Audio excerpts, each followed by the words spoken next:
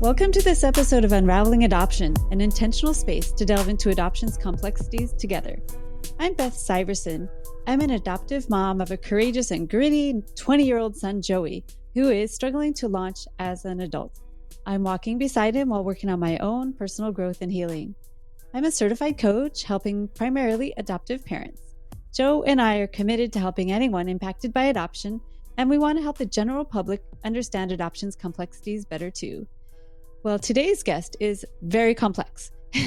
His name is Ryan Anderson. He's a foundling and a transnational, transracial, and late discovery adoptee. He was found on the street in Morocco, and he was adopted by an English mom and a Moroccan dad in Scotland as an infant after a short stint with a foster family. He didn't know he was adopted until he was 18, and he then kept it a secret from everyone else until 2020 when he was 31 years old. He has self-medicated off and on with alcohol and drugs, but he has been off of them for 10 months. Bravo, bravo. He admits he is always seeking excitement, and he understands how much his adoption has affected his mental health, including bouts of suicidality. He has explored many ways to find healing and wonders what life would have been like if he hadn't been adopted or abandoned. In today's episode, Ryan will talk about his ongoing search for his birth family in Morocco. You will be struck by his dedication to this mission, leaving no stone unturned. So welcome to Unraveling Adoption, Ryan. Glad you're here. Hello, thank you for having me. That was quite a mouthful explaining all that. Yeah. You remind me of my son a lot, maybe in 13 years. Well, I'm probably the same age in the head. I'm still young, sometimes a bit immature. I have like a Peter Pan life. They don't want to grow up, but at times, well, trauma will do that. At times, sometimes you don't want to grow up and you're enjoying life, and then sometimes you think, "What the hell am I doing?" So you kind of get torn between. Yeah, my son is right there with you. He's right there with you, and I acknowledge that. I know adoption trauma will take several years off of a person's kind of emotional age, and so will drug use. I've heard that whenever you start using drugs, that's kind of when you stop emotionally maturing. So he started when he was about 13. So in a lot of ways, he still acts 13, even though he looks like a grown-up.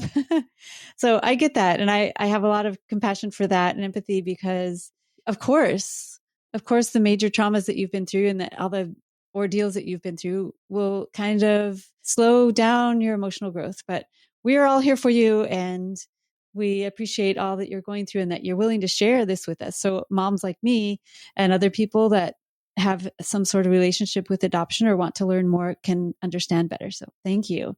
One other thing that reminds me of your son when I talk to you is that I sense that you much prefer to help other people than to help yourself. Is that a true statement? Yes, it's burning desire to help others, people pleasing, and wake up every day. Sometimes I'll get in a good mood and I just send tons of messages to people, go through my phone, check up messages, and usually pretty good at sensing when someone's down. And then when you make yourself open all the time and then you do too much, what happens? You end up crashing. But it's a great feeling to know that can help someone. Yeah, I just like to be useful. So I do my best. But then again, we've got to remember we're all useful. And the word I always use is balance. It's just important to have that balance. Balance to try and help people. And obviously just try and be a good person. Yes. I'm always trying to prove to be a good person because I always say the words, I'm not perfect. The way my head works. Do as much good as I can and that'll pay back any bad that you've done. Yeah. Try and catch up. I'm always like a score tally. Oh gosh, that must be exhausting. Yeah, sometimes I have conversations in my brain. Well, we all have that negative voice. Yeah. Just telling you you're not enough. Being negative, but then enjoy that positive voice. Yeah. Telling me that I'm doing good, chasing that dopamine. So you're bouncing back and forth. Yeah. I feel like nothing. So I will go do a bunch of stuff to help other people. Then you feel amazing. And then something will pull you down or you'll get too much trauma from other people thrown at you or whatever happens. And you go back and forth between these two extremes. I see that pattern in my son too. And in a lot of adult adoptees, I see a lot of people in general, the people pleasing. I see that myself. Hell, I'm doing this podcast because I want to help other families because I fucked it up so much when my son was a kid. So I totally relate to you. on so many levels. So God bless us all. We're all just trying to do this thing, right? Yeah, that's right. It's good to be supportive. Yeah. Yeah, take your hat off to people who are trying to make a difference. Yeah. Yes, sometimes you can beat yourself up to say, by doing a podcast, you're thinking that wasn't very good, or even if it was, you just give yourself a hard time. Yes. Sometimes even just giving yourself credit for even putting one step through the door and trying, even attempting. Exactly. I try and be vocal, and you always worry about if people disagree. Yes. I don't like conflict.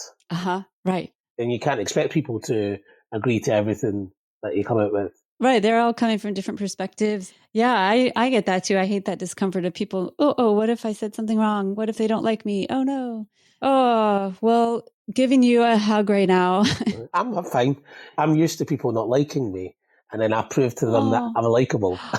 Oh, you work so hard. Or the other way, I get them to like me, or I end up being annoying, and then they don't like me again. Okay. And then they like me. So it's back and forth. But I'm quite good at getting people to like me, or trying my best. Oh, you're very likable. I do try. You're very vibrant. Thank you.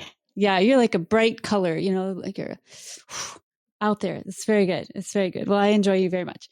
Well, let's see. I can only imagine what it must have been like to find out you were adopted at the age of 18. Oh, my goodness. That must have been rough. And I know that your dad was Moroccan, so you looked like him. People must have looked at your family and go, well, he took after his dad. Yeah. But did you feel like there was something off? Like when you found out at 18, did you go, oh, now that makes sense? Yeah. Through life, I felt like there was something off, but I wasn't mature enough to deal with it. If you can imagine, I was found in the street in Morocco. And obviously I would have been crying for my mum or crying for any family. Sure. And I believe when they do some research into that can do something to the brain, even at a very young age. Yeah, I'm sure. Yeah, that's kind of obviously growing up feeling a bit different. Yeah. When I found out at 18, I just kind of put it to the back of my mind. Maybe I wasn't mature enough to deal with it. And that's where I was involved in alcohol and drugs. Okay. But if I'm honest, I had a great time. Yeah. And it was fun. Yeah. As I say, I was young, just going clubbing, going on holidays. Sure. It was only when it got older for me that I started to, if I ever upset someone or for being silly on the alcohol or drugs, it kind of takes its toll. Yeah, after a while. And as you get older, people grow up. And when I don't grow up, you're just finding the next party. And yeah. And your friends have all moved on and gotten jobs. And yeah, and I'm just Peter Pan, the granddad. Okay. Yeah. Yeah. Yes. Yeah, finding out at 18, the biggest part of the story is that keeping it a secret. Yeah. I made it that much a big deal to keep it a secret. I was that ashamed. I wouldn't talk. It would be a taboo subject to talk about with the family. I kept myself distant from my friends were my family, but they didn't know. And then you start to feel a fraud because my coping mechanism was going out partying. So partying looks fun. Yep. So then when everyone thinks you're got a great life, that was really just masking that secret. And then I was ready to take that to the grave with me. I could even open up in a counselling session. Oh, really? It wasn't until I worked on myself I can tell a stranger in the street my story. Yeah, okay. I don't know if you can remember at 18, like it had been a secret. And instead of saying, oh, phew, now I know this big answer, now I can talk about it, you said, oh, this secret must remain a secret. Yeah. So I suppose you talked to your parents about it, but nobody else. I've got a very supportive adopted mum, and I would be a bit of a brat and just be always chuck this back at her face. Look what you've done. Look what you've done. She's done it out of love because it was a difficult conversation to have. She didn't want you to be hurt, and so she just didn't tell you. Yeah. Some adoptees I've told out of spite. They found out from a random DNA test. Oh, right. But I had a very supportive adopted mum. Okay. But yeah, finding that out, my coping mechanism was put it to the back of my head. Yeah, I can't deal with this, so I'm going to just cover it up with substances. It wasn't even substances. Substances were fun. I was taking drugs before I found out anyway. It wasn't as if I turned to them. Oh, okay. But they do enhance any of the feelings you get, obviously the after effects. Yeah. You're just like, I'm going to put this back in the drawer. Yeah, I always use the word balance. Yeah. And I certainly was tipping the scales with my balance. I was going crazy, but it was fun, but it wasn't sensible. Sure. I'm glad you survived all that. I'm sure there was some really dangerous shit you did. No comment.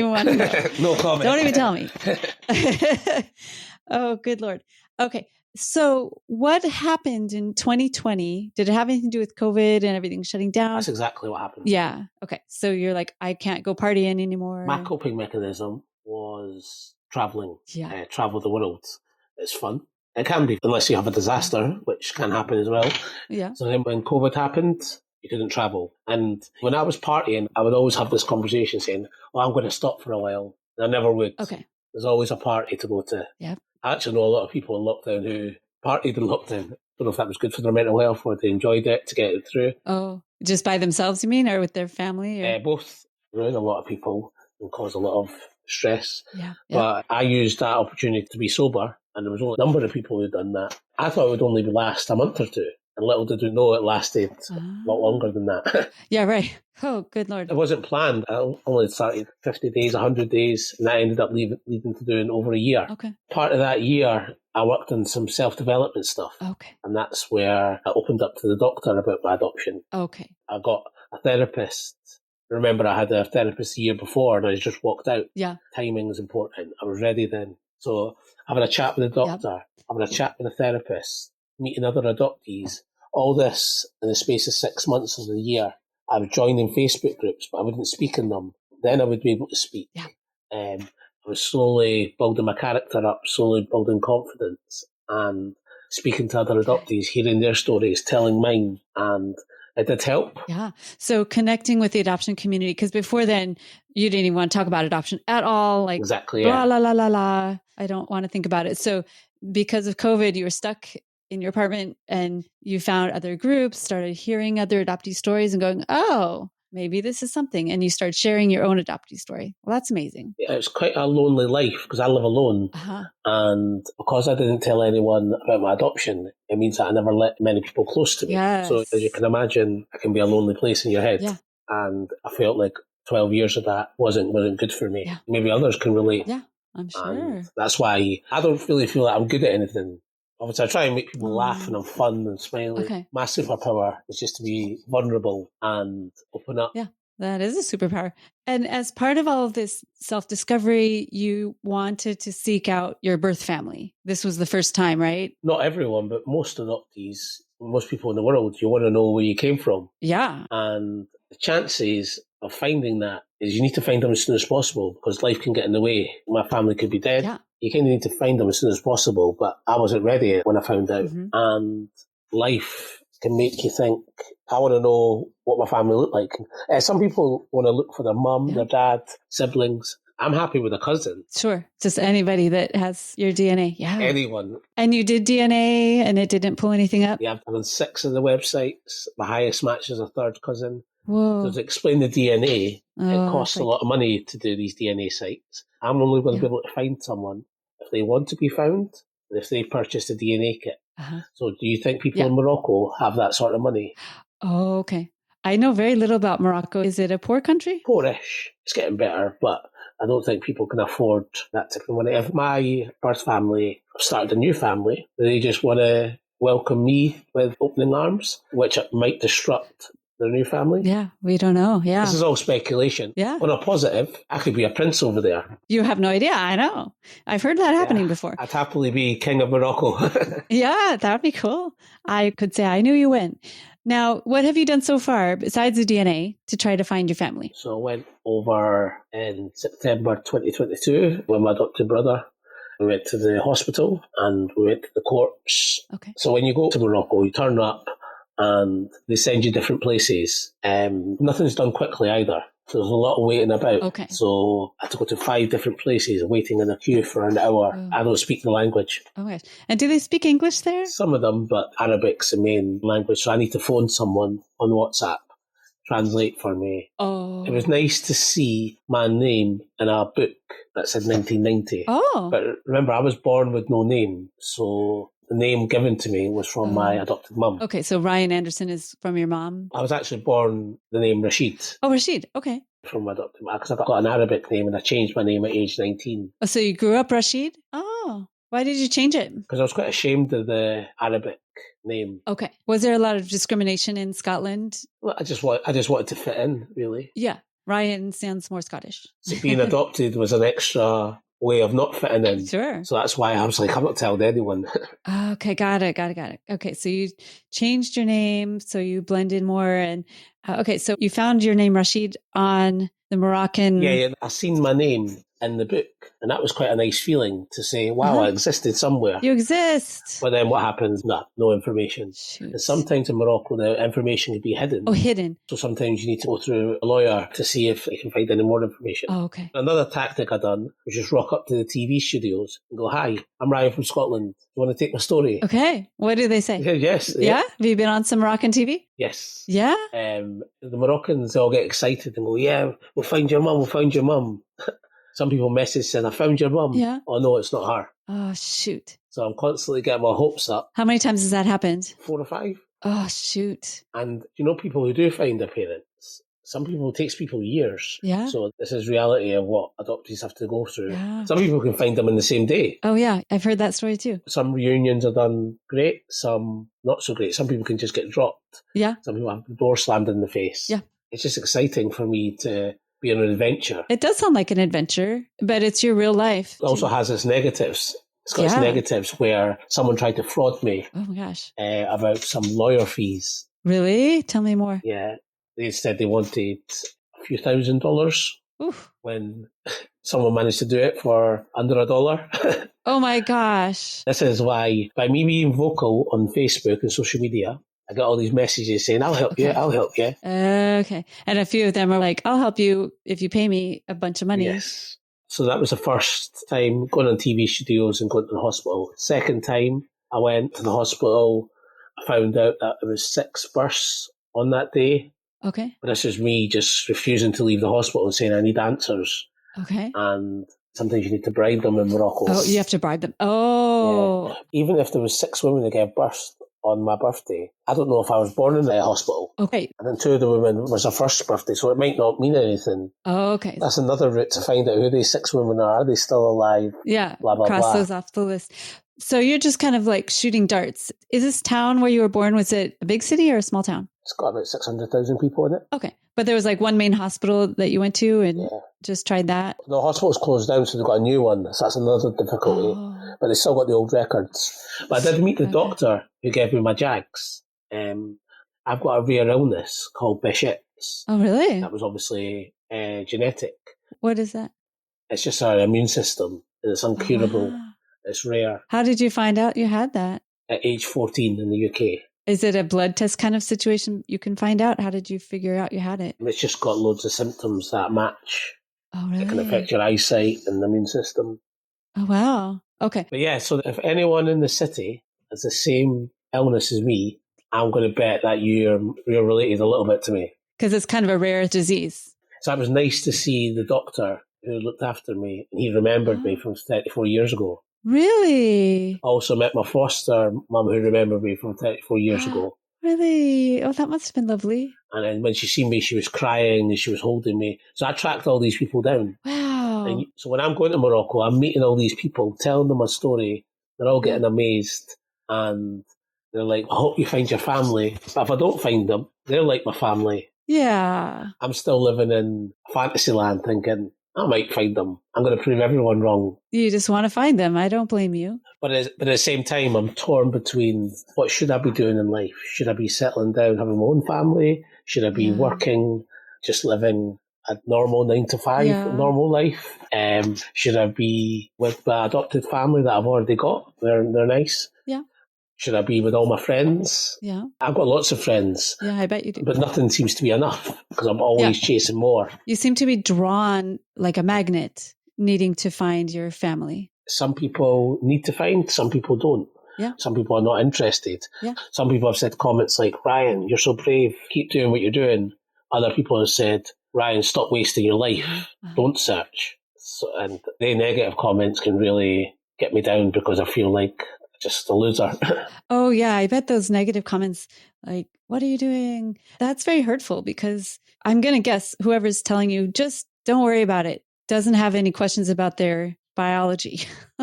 No. I bet they know who their parents are. Yes. And they just can't understand why you would want to continue working on this. But it's said out of my best interests. it just feels like it's kicking me when I'm down. Yeah, right. And then part of me thinks maybe they are right. My mind changes. Sometimes I feel like I'm doing the right thing. Sometimes I feel like I'm doing the wrong thing. Yeah. I don't know what I'm doing, and I'm at a critical age at my mid-30s. I don't know. Yeah. Feel a bit lost sometimes. So yeah, I think a lot of people can relate to that. As long as I'm doing something positive, at least I'm doing something, whether it's podcasts, helping others, searching for family. Yeah. I'm just trusting my gut and just going down this route. It's moving you forward. Yeah. I don't see anything wrong with that at all. And I understand you're going to go next month back to Morocco. I do plan to, yeah. Try again? The way for me adoption works is it's important to have that balance. You have to live life and also search for family or do adoption stuff. Yeah. So if you sometimes, it can be a bit drained, this adoption stuff too much. Yeah. Some days I breathe adoption. Yeah. It's on my mind all the time. And other times I want to go out and hang out with friends. I want to go out and go to events. I want to go out and enjoy life and travel. So you take your mind off it. And not think about it. Yeah, for sure. Very good. So that the second time I went to Morocco, I went on my own. And obviously the rules are don't eat off anyone, don't take drinks off anyone, don't trust anyone. And I'm going over, just going, walking into strangers' houses, eating their food. I met a guy from Facebook and he was my taxi driver. He's like, yeah, stay with me tonight. I was like, yeah, no problem. He took me to meet my foster mum, took me home, but he was smoking the hashish, popular drug in Morocco. I noticed his temperament change and he started swearing. And he's like, let's go for coffee. And this is 12 at night and I'm exhausted. Went to his friend's coffee shop. And then it started raining. And then I had some coffee and I felt myself getting a bit dizzy. Like they drugged you. Before that, he was like, my friend, he fancies you. He thinks you're good looking. And I was like, okay. And I was like, can you just take me home? And I was like, I'm just going to go and get a hotel tonight. Yeah, I'll take you to the hotel. And he didn't take me to the guy's house. Oh, shoot. And then turned the engine off after me telling him multiple times, take me home. So I just jumped out the car. I had my passport on me, all my money, my bag. And I just pretended I was on the phone to someone. And he got a fright and I was shouting loud. So you just ran and pretended you were calling the cops or something? Yeah, I didn't know what I was doing. I was shaking. And then I bet. I got back to the hotel and they were like, what are you doing? You could have been raped or killed. They want your passport's like gold to them. Yeah. That was like my last day and I was coming home that day and I've not been to that city since. Wow. I need someone over there and not get myself in these situations again. Yeah, that sounds really scary. That could have ended very badly. Because I have been to Morocco, to a different city for my birthday, but that was just a holiday. Oh, okay. And it was good fun. So I plan to go next month. All right, please be careful. Yeah. Stay tuned. Yeah, please be careful. And I hope you find a couple more leads or, maybe connect with somebody. Who knows? What can I do, really? I've done DNA tests. Yeah. I've posted my video on social media. I walk around the street and speak to anyone that walk past. Yeah, like what do you say to people on the street? I've got a Moroccan story that's 3 minutes long, telling my story. If you can picture a Moroccan citizen, a guy just came up to them, put a phone in their face and says, listen, and they're all taken aback by my story because they've not heard of it. I'm an international adoptee. Yeah. They think Britain, I'm a rich man to them. Oh. And I'm lucky. Okay. Loads of people say, get me a job in the UK, please. Oh. They're like, what are you doing trying to come back here? Yeah. We all want to be where you are. Oh, wow. Exactly. Wow. Interesting. I'm getting phone calls from people saying, we'll try and help you. It gets my hopes up. I bet. No luck yet. You've just got to trust the process. Can you imagine a point where you will stop? Or will you just keep looking until you find somebody that you're related to? That's a question that pops into my head. I might search to the day I die. I might give up and say I tried my best. Yeah. I might always visit Morocco and keep in contact with all the people who have helped me on the way. Yeah. I'm looking for the happily ever after scenario. Yeah. Ideally, I would like to be a king and have a palace over there and be rich. That'd be nice. That would be very nice. Or even just tell my story and even if I don't find them, try and accept it. Yeah. Because there's nothing I can do and live life to the fullest. Yeah. Because it sounds to me like you've done everything you can do and you're going to continue to do whatever you can do. And then I don't know what else you can do at that point. The way I word it is making noise. All I can do is make noise. Yeah. So telling everyone, being vocal on social media, go back to the TV studios and go, hi, me again. Yes. Keep it my story. Just not going away. Yeah. Be resilient, relentless. Yeah, that's for sure. Maybe that one person who can speak Arabic to take an interest in my story. Yeah. Or someone who knows someone who knows someone. Yeah, you never know. You never know. Because that's how I found the doctor. Oh. By being relentless. We'll go into the street and go, hi, do you know who the doctor is? Do you know where this guy is? Some people just tell me, go away. Yeah, I bet. And then a young boy went, I know where the doctor is. Oh. He says, you buy clothes off me, I'll show you the address. I went, no problem. Oh my gosh. All right. Well, please be careful. We want you to survive all this, but I can sense the deep desire to know who you are. And you're just constantly telling the world, I exist. I'm here. Does anyone see me? I'm here. And I'm hoping with you that your family will show up and that they will be open to you and that you will get your happy ending. I really hope that for you. And I appreciate you sharing your story here. Yes, it might not be. Even the reunion isn't an ending. Right. It's a start of something else. Yes. There's others who are in similar situations with me. Yeah. Because some people who could be watching this and say, I've had a reunion and it's went terribly wrong. Then what? Yeah, they might say, well, forget it. All I'm doing, I'm just enjoying the journey. Yeah. What happens when the journey's over? Then what? Yeah. So I'm just chasing the buzz. Well, it's not over till you're dead, right? Because even if you are in reunion, it might unravel or get better. I mean, I've seen it both ways. It starts off bad and it can get better, or if it starts off good and it can get worse. And it is just a journey. We're all just trying our best. How many Moroccan adoptees are there? Have you run into any others? I've met a few. There are a few. Not many similar to mine. Some who say they're not interested in searching. They're happy. They're grateful. Some have started their own family. Oh, okay. That's with some other adoptees. Some other adoptees who have got their own family, that's a sense of responsibility. And I would like to start my own family, but I'd also like to get my head sorted. Yeah, yeah. I can't get my head sorted until I find my family. I can't find my family. So that means I'll never have my own family. I do know that over my self-development years since COVID, I've came a long way. Yeah. And some people say that I have some wise words, so I'm doing my best to spread any of my wisdom. You do have wisdom. I do a lot of silly stuff. I'm still learning. I'm not perfect. Well, nobody's perfect. And I enjoy your energy and I just wish you all the best. And if people, maybe somebody has information that they can help you with, or maybe they know Arabic, or if they want to help you, what would be the best way for them to get in touch with you? Just social media. Okay. My way of looking for help is if you know anyone who's Moroccan, to show them my story and see if they know someone who knows someone who knows someone. Sure. And just get my story started little, telling everyone. That's great. If I meet anyone who's Moroccan, I feel like an attachment with them. I send them my story. They get the wow factor. Yeah. And then they say, you're my family. I'll try and help you as much as I can. Okay. And that's by me just being brave, just telling, hello, where are you from? Morocco. Perfect. Here's my story. Oh, good. Hello, do you know anyone who stays in El Jadida? No worries. Let me know if you do.